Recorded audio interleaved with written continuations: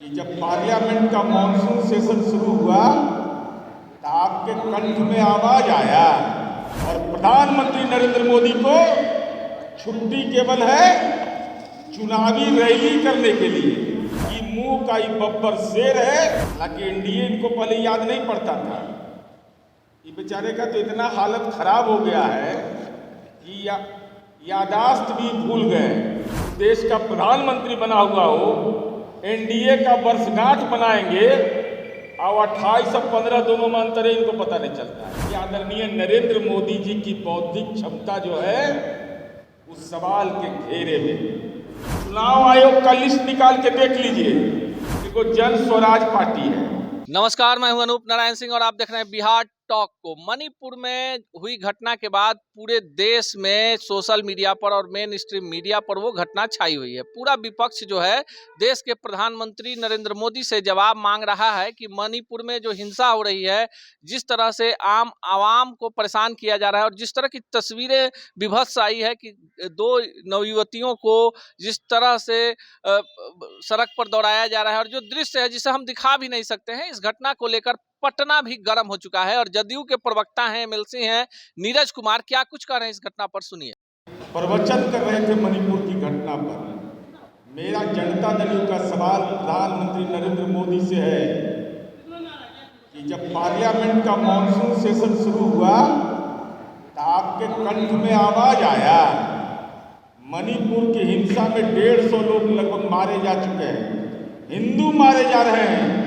हिंदू बेटियों और महिलाओं के साथ किस ढंग की आपत्तिजनक जो सूचनाएं प्राप्त हो रही हैं, दुखद, पीड़ाजनक और चिंतनीय है। और प्रधानमंत्री नरेंद्र मोदी को छुट्टी केवल है चुनावी रैली करने के लिए। एनडीए का रैली बैठक कर रहे हैं, लेकिन मणिपुर में आदरणीय गृह मंत्री के जाने के बाद भी वहाँ अमन चैन कायम नहीं हुआ। 3 दिन रहने के बावजूद क्या प्रधानमंत्री इस बात की प्रतीक्षा कर रहे हैं कि मणिपुर जो हमारी राष्ट्रीय सुरक्षा का और देश का मुकुट है, वह इस ढंग की दुखद और पीड़ाजनक घटना हो?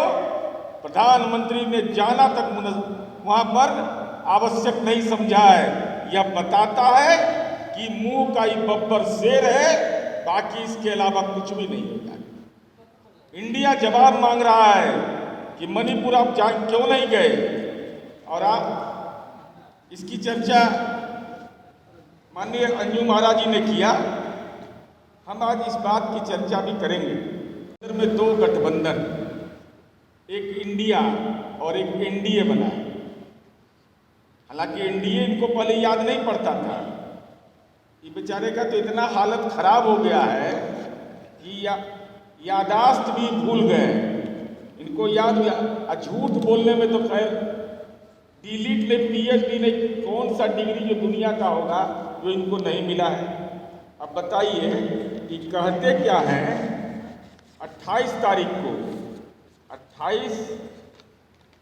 तारीख को यह बोलते हैं, यह 28 मई 2023 को भाजपा के मुख्यमंत्रियों की बैठक दिल्ली में लेते हैं और आदरणीय नरेंद्र मोदी जी बोलते हैं कि 25वीं वर्षगांठ आने वाला है। 25वीं वर्षगांठ हम लोग मनाएंगे, लेकिन नरेंद्र मोदी जी को यह याद नहीं था कि 1998 के 15 मई को एनडीए का गठन हुआ था।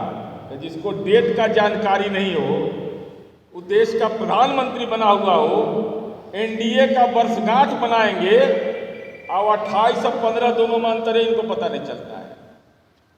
तो इनको कौन सरस्वती शिशु मंदिर में नाम लिखवाया, सबकी नहीं लिखवाया, हम नहीं जानते। लेकिन जिस देश के प्रधानमंत्री को यह जानकारी नहीं हो कि एनडीए का गठन कब हुआ था। एनडीए का गठन हुआ 15 मई को, या 28 मई को कह रहे हैं कि हम वर्षगांठ बनाएंगे, 25वीं वर्षगांठ बनाएंगे। यह बताता है कि आदरणीय नरेंद्र मोदी जी की बौद्धिक क्षमता जो है उस सवाल के घेरे में। इंडिया जवाब मांगता है इनसे कि 15 मई पहले होता है कि 28 मई होता है। अब चलिए, अब जरा इनका देखिए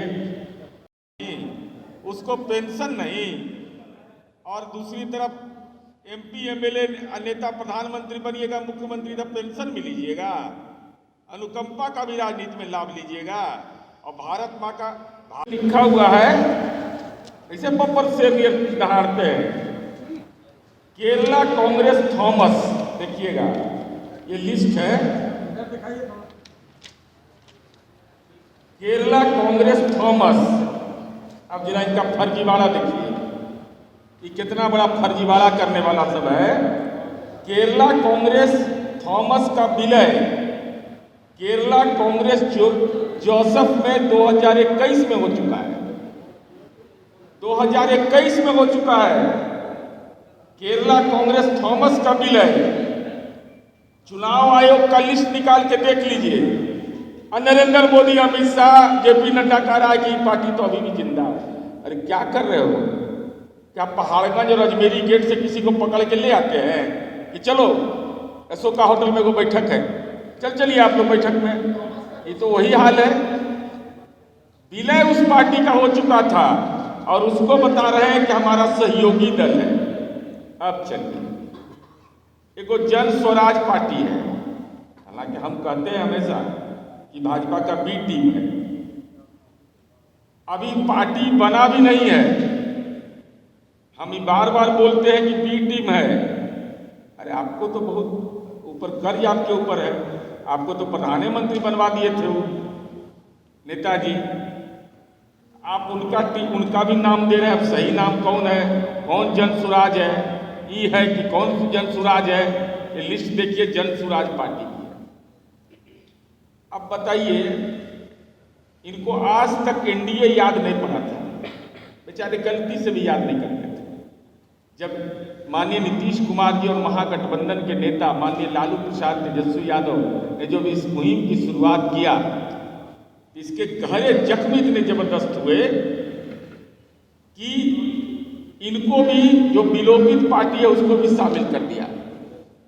बताइए, इससे बड़ा कोई फर्जीवाड़ा हो सकता है क्या? जिस पार्टी का विलय हो गया उस पार्टी को भी कह रहे हैं कि हमारा एनडीए का ये घटक दल है।